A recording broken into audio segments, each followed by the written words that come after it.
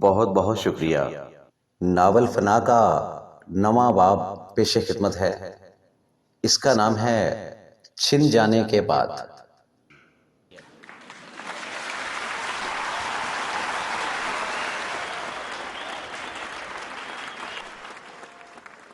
چینا کی اس پرسرار گمشدگی نے جاگیرداروں کی زمینوں پر بنی فنکاروں کی اس چھوٹی سی بستی میں ایک ہلچل مچا دی تھی۔ پھر شام ہونے سے پہلے چینا کا باپ بہرام، جو فنکاروں کی اس چھوٹی سی بستی کا مکھیا بھی تھا، اپنا گریباں چاک کیے بستی کے چوراہا میں نکل آیا۔ جب اس کی چیخو پکار نے آسمان سر پر اٹھا لیا تو بستی کے سارے لوگ اپنے اپنے گھروں سے باہر نکل آئے۔ ان میں مجسمہ ساز احتشام بھی تھا اور موسیقار نظام بھی، شاعر عمران عطا بھی تھا اور مصور تصور حسین بھی، اور ان سب کے پیچھے ملکہ بھی۔ ادھر چھپر ہوٹل والا پنو اور چانن بھائی بھی باہر نکل آئے تھے۔ سب کے رنگ اڑے ہوئے تھے۔ بہرام نے جب پوری بستی کو اپنی طرف دوڑتے ہوئے دیکھا تو اس نے اپنے بیٹے کے غم میں باقاعدہ سینہ کوپی بھی شروع کر دی۔ چانن بھائی جو یوں ہی کھلے سر ہی باہر نکل آئی تھی، بہرام کو یوں روتا دیکھ کر ایک لمحہ کے لیے تو پونچکی رہ گئی، پھر اس کی نظر اپنی بیٹی کی طرف پھر گئی۔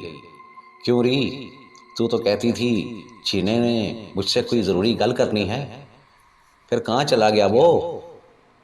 ہاں ماں، کیا تو اس نے یہی تھا، پر میں اس سے پہلے ہی تھیٹر کی سیڑھیوں سے اٹھائی۔ ملکہ نے اپنے گورے پاؤں کی انگلیوں کو چپل میں چلاتے ہوئے کہا۔ چانن بھائی کچھ دیر تو بڑے غور سے اس کی طرف تکتی رہی، پھر لمبی سی کر کے چپ کر گئی۔ ادھر بہرام ہائے میرا پتر، ہائے میرا لاڈلا شمیم کہہ کر مجسمہ ساز احتشام کی گود میں گر کر بے ہوش ہو گیا تھا۔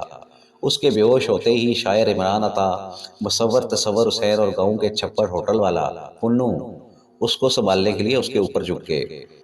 اتنی دیر میں بہرام، احتشام، نظام اور گمنام کی بیویاں بھی دوڑتی ہوئی وہاں پہنچ گئیں، اور بہرام کی یہ حالت دیکھ کر انہوں نے بھی باقاعدہ پیٹنا شروع کر دیا۔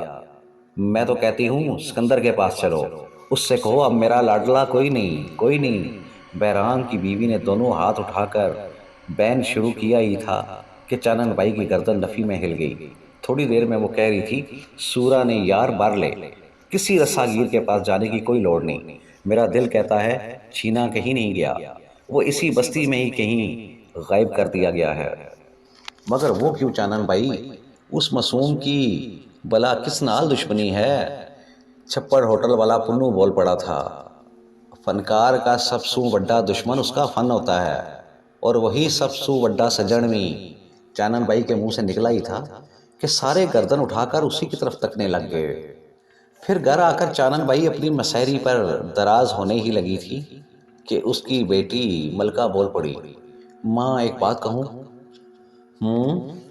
چانن بھائی نے گاؤں سے ٹیک لگا کر اپنے سر کے پیچھے ہاتھ رکھ کر کہا، تو چھینے کی ماں کو بول کل وہ اس گیانی کے پاس جائے اور اس سے چھینے کی گمشدگی کے بارے میں پوچھے۔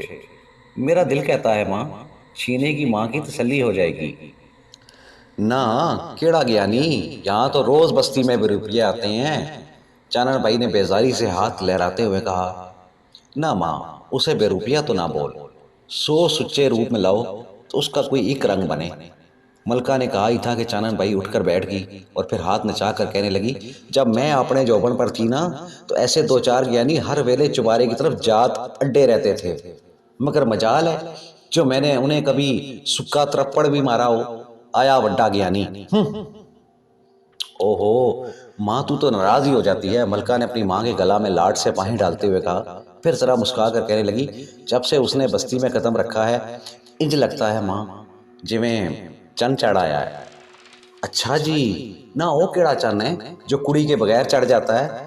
چانن بھائی اسی کی طرف سیدھی ہوگی۔ میں چاہتی ہوں ماں تو اس کے پاس جائے، ہائے تو سونی تو وہ تجھ سے بھی بد کے سونا۔ اتنا کہتی وہ چانن بھائی کو اپنی باہوں میں بیچنے ہی والی تھی کہ چانن بھائی ہنس پڑی اور اسے پیار سے پرے دھکا دے کر بولی، پرا مر میرے جی سونی تو پنج گیرو میں اور کوئی نہیں۔ ماں اسی لیے تو کہتی ہوں کل سرخی پاؤڈر لگا کر ذرا اس کے پاس تو جا، ہے دفعہ دور۔ یہ چونچلے آج کل کی کڑیوں کے ہیں، منہ پر پاؤڈر تھپ تھپ کے بے حال ہو جاتی ہیں۔ چانن تو جب بھی منہ تولے پھر چند ہی چند۔ چانن بھائی بات کرتے کرتے پھر ہنس پڑی، نہ ماں، مذاق نہ کر، سچ بتا، جائے گی نا کل اس کے پاس؟ ملکہ نے اس بار سنجیدہ ہوتے ہوئے کہا۔ نہ، وہ رہتا کدھر ہے، اس کا کوئی تھوڑ ٹھکانا؟ چانن بھائی نے اس پر ملکہ کی طرف تکتے ہوئے کہا۔ بستی کی نہر کے پاس جو درخت کا بڑا سا شیطیر گرا پڑا ہے، وہیں بیٹھے دیکھا تھا میں نے اسے، ملکہ نے اسے جواب دے کر کہا۔ ہلا تکلیف ہے، کل تیرے اس گیانی کا سارا گیان دھیان میرے دو چٹے پیروں میں پڑا ہوگا۔ چنن بھائی نے اپنے ہونٹوں کو گول کرتے ہوئے کہا اور پھر ایک طرف پڑی چادر اپنے اوپر تان کر بولی، چل کڑیے، باتیں بہت ہو گئیں، ذرا اکھ لان دے مجھے۔ اگلا روز شکر دوپہر میں چانن بھائی اس گیانی کو ایک نظر دیکھنے کے لیے بستی کی اکلوتی نہر کے کنارہ پر پہنچی تو وہاں کوئی بندہ بشر موجود نہیں تھا۔ نہر کے سامنے گرا درخت کا تنا خالی تھا، البتہ فضا میں سلفر اور گندک کی ملی جلی بو پھیلی ہوئی تھی، جیسے کوئی شیطان ابھی ابھی یہاں سے اٹھ کر گیا ہو۔ چانن بھائی نے ناگواری سے اپنا ناک سکیڑا، جانے کیوں آج یہاں پہنچتے ہی اس کا دل بے طرح دھڑکنا شروع ہو گیا تھا، جیسے کوئی رہ رہ کر اس کے کانوں میں پھونک مار رہا ہو، بھاگ یہاں سے بھاگ۔ پھر جیسے ہی اس کی چھٹی حس نے اس کے اندر ایک گھنٹی سی بجائی، چانن بھائی سر پر پاؤں رکھ کر دوڑ پڑی۔ اس کے یوں دوڑتے ہی فضا کے اندر ایک خوفناک اور غیر انسانی کہکا ابل پڑا، جسے سنتے ہی چانن بھائی کے پیروں سے سلیپر اور سر سے چادر اتر گئی۔ وہ بالکل بدحواس سی ہو کر اپنی پوری طاقت سے بستی کی اور دوڑ پڑی، مگر وہ کہکا تو جیسے اس کے قلب میں اتر گیا تھا۔ اچانک زمین یوں ہلنے لگی جیسے اس کے پیچھے کوئی ہزار پایا عفریت لگ گیا ہو۔ وہ اس پس بلا کے اٹھتے قدموں کی دمک اپنے پورے وجود میں محسوس کر رہی تھی۔ چانن بھائی کے رہے سہے اوسان بھی خطا ہو گئے، مگر اس نے دوڑنا بند کیا اور نہ ہی پیچھے مڑ کر دیکھنے کی کوئی کوشش کی۔ اب وہ اس ہزار پایا عفریت کی سانسیں اپنے کانوں اور گردن پر محسوس کر رہی تھی۔ پھر جیسے ہی کوئی غیر مری منہ اس کی ٹھوڑی سے آ لگا، چانن بھائی کے منہ سے ایک دلدوز سی چیخ نکلی۔ اس کا وجود ایک جاڑی سے الجھ کر اچانک زمین سے 2-3 فٹ اوپر اچھلا، مگر اس سے پہلے کہ وہ منہ کے بل نیچے آ رہتی، 2 مضبوط مردانہ بازو اچانک حرکت میں آ گئے اور اسے کسی نے ننھی منی بچی کی طرح اچک لیا۔ چانن بھائی نے آخری بار دھندلاتا شعور سے نظر اوپر اٹھائی تو اسے صرف کسی یونانی دیوتا کا سا چہرہ اور اس کے کرتا کے کھلے ہوئے سنہری بٹن دکھائی دیے۔ پھر وہ اسی کی گود میں لہرا کر بے ہوش ہو گئی۔ چانن بھائی کو دوبارہ ہوش آیا تو اسے یوں لگا جیسے اس کا پورا وجود برف کی کسی ٹھنڈی یخ سل پر دھرا ہو، جس سے بیک وقت سندل اور موتیا کی خوشبو پھوٹ رہی ہو اور اس کے منہ پر پانی کی فوار پڑ رہی ہو۔ حالانکہ اس وقت بستی میں سورج سوا نیزہ پر تھا۔ چانن بھائی ہڑبڑا کر اٹھی تو اسے پتا چلا جسے وہ ٹھنڈی یخ برف کی سل سمجھ رہی تھی، وہ بستی کے اسی گیانی کی گود تھی جس پر اس کا سر دھرا ہوا تھا، اور وہ سندل اور موتیا کی بینی بینی خوشبو اسی کے بدن سے اٹھ رہی تھی۔ وہی ایک طرف رکھا مٹی کے پیالہ سے پانی مٹھی میں بھر بھر کر اس کے منہ پر چھینٹے اڑا رہا تھا۔ چانن بھائی کو تھوڑا ہوش آیا تو وہ اس کی گود سے سرک کر ایک طرف ہو گئی۔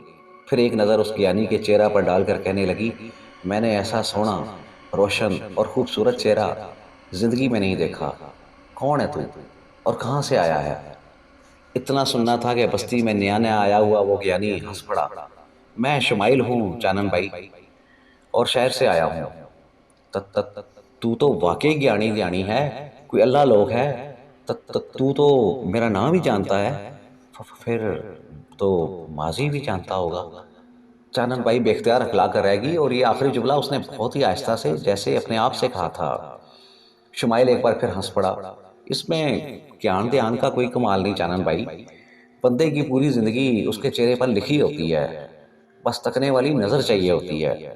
نہ کمال کیوں نہیں، یہ کوئی معمولی گل ہے، بندہ صرف چہرہ دیکھ کے بندے کے اندر لے جائے ہیں۔ شمائل نے اس بار صرف مسکراہٹ پر اکتفا کیا تھا، جبکہ چانن بھائی پھر کہہ رہی تھی، مجھے خوشی ہے، اس بستی میں پہلی ہوں جسے تجھ سے گل کرنے کا موقع ملا ہے۔ اتنا کہہ کر وہ رکی، پھر جیسے اچانک اسے کچھ یاد آ گیا ہو، اس کے چہرے پر ہوائیاں سی اڑ گئیں، شاید اس کی نظر اپنے پیروں میں پڑی جوتی اور گلا میں جھولتا دوپٹہ پر پڑ گئی تھی۔ اسے یاد آیا دوڑتے ہوئے اس کے پیروں سے جوتی نکل گئی تھی اور سر سے دوپٹہ اڑ گیا تھا۔ وہ منحوس عفریت کدھر ہے؟ اللہ! میرا تو دوڑ دوڑ کے سا ہی بند ہو گیا تھا۔ چانن بائی کے منہ سے خوفزدہ سی آواز نکلی اور وہ پھر وحشت زدہ سی ہو کر اپنے چاروں اور تکنے لگی۔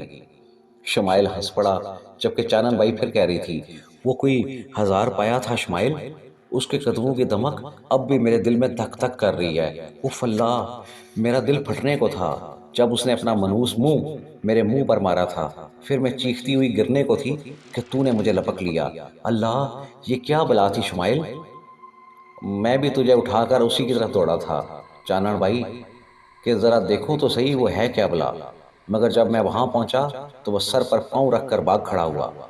شمائل نے بڑے ساؤ لہجہ میں اسے جواب دے کر کہا، بھاگ کھڑا ہوا؟ کیا مطلب شمائل؟ عفریت بھی انسانوں کو دیکھ کے بھاگ کھڑے ہوتے ہیں کیا؟ چانن بھائی کی آنکھیں پھٹی کی پھٹی رہ گئی تھیں۔ ہاں، شمائل نے ہنکارا بھرا، جب وہ تکتے ہیں بندہ 2 قدم اور ان کی طرف بڑھ کے آ گیا ہے تو وہ 4 قدم پیچھے ہٹ جاتے ہیں، پھر 1 قدم اور اٹھا لو تو وہ سر پر پاؤں رکھ کر بھاگ کھڑے ہوتے ہیں اور اپنی حویلی میں جا کے لک چھپ جاتے ہیں۔ شمائل کے منہ سے حویلی کا ذکر سن کر چانن بائی کے ذہن میں ایک جھماکا سا ہوا۔ اس کے دماغ میں بس ایک لمحہ کے لیے جاگیردار عجائب کا موہوم سا عکس ابھرا، پھر اس کے جسم نے ایک بے اختیار سی جھرجھری لی اور وہ شمائل کے منہ کی طرف تکنے لگی، جو چانن بائی کی اس بدلتی ہوئی کیفیت کو بڑے غور سے تک رہا تھا۔ اس کے لبوں پر اس وقت بھی ایک گھنونی سی مسکراہٹ کھیل رہی تھی، مگر چانن بائی نے جو جاگیردار عجائب کا تصور دھیان میں آتے ہی ایک ایسی ہرنی کی طرح بدحواس ہو چکی تھی جو کسی بکھرا ہوا وحشی سانڈ کی زد میں آ چکی ہو۔ اچانک شمائل کے گریبان میں اپنے ہاتھ ڈال دیے، پھر بری طرح اسے جھنجھوڑ کر کہنے لگی، خدا کے لیے شمائل، میں تمہارے آگے ہاتھ جوڑتی ہوں، منت کرتی ہوں میں تمہاری، ابھی اور اسی وقت یہ بستی چھوڑ دو یہ بستی ابھی اور اسی وقت، ورنہ وہ وحشی اور بکھرا ہوا سانڈ اس وقت تک تمہاری قبر کی مٹی اپنے کھروں سے اچھالتا رہے گا جب تک قبر میں اترا ہوا تمہارا بدن بھی اپنے سینگوں پر نہ اٹھا لے۔ جانے دو چانن بھائی، تم تو مجھے یوں ڈرا رہی ہو جیسے اس بستی میں وہی سب سے بڑی بلا ہو۔ شمائل نے ہنس کر کہا، میری گل کو مذاق نہ سمجھ شمائل۔ چانن بھائی پھر بفر گئی، تو نہیں جانتا، سکندر، سجاول، سوداگر اور تبارک جیسی بدبلائیں بھی اس کے سامنے پانی برتی ہیں، اور جو میری بات کا یقین نہ ہو تو بستی میں پھر کر کسی سے پوچھ لے، تجھے خود پتہ چل جائے گا یہ عجائب ہے کیا بلا، اور خون شام عفریتوں کی کس نسل سے ہے۔ اتنا کہہ کر وہ خود ہی سانس لینے کے لیے رکی اور کہنے لگی، تجھے بہت جلد پتہ چل جائے گا شمائل، عجائب کا تعلق نایاب اور خون خوار بھوتوں کے اس گروہ سے ہے جو انسان تو انسان غیر مری چیزوں کی رگوں پہ میں سیرائت کر جاتے ہیں اور پورے وجود پر قابض ہو کر انہی کے ہاتھوں ان کی گردن اتار کر لہو چاٹنے لگ جاتے ہیں۔